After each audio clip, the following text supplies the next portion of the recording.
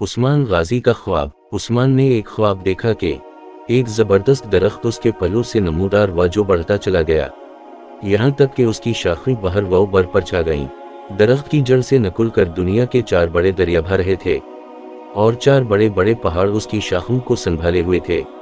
اس کے بعد نہایت تیز ہوا چلی اور اس درخت کی پتیوں کا رخ ایک عظیم الشان شہر کی طرف ہو گیا۔ یہ شہر ایک ایسی جگہ واقع تھا جہاں 2 سمندر اور 2 براعظم ملتے تھے اور ایک انگوٹھی کی طرح دکھائی دیتا تھا۔ عثمان اس انگوٹھی کو پہننا چاہتا تھا کہ اس کی آنکھ کھل گئی۔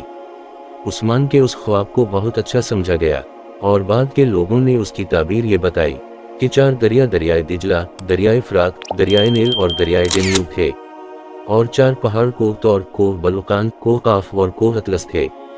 بعد میں عثمان کی اولاد کے زمانے میں چونکہ سلطنت ان دریاؤں اور پہاڑوں تک پھیل گئی تھی، اس لیے یہ خواب دراصل سلطنت عثمانیہ کی وسعت سے متعلق ایک پیشن گوئی تھی۔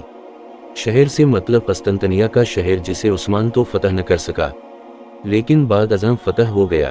عثمان کے بعد اس کی اولاد میں بڑے بڑے بادشاہ ہوئے جنہوں نے اس کے خواب کو سچا کر دکھایا۔ تاریخ اسلام میں کسی خاندان کی حکومت اتنے عرصے نہیں رہی جتنے عرصے تک آل عثمان کی حکومت رہی، اور نہ کسی خاندان میں آل عثمان کے برابر قابل حکمران پیدا ہوئے۔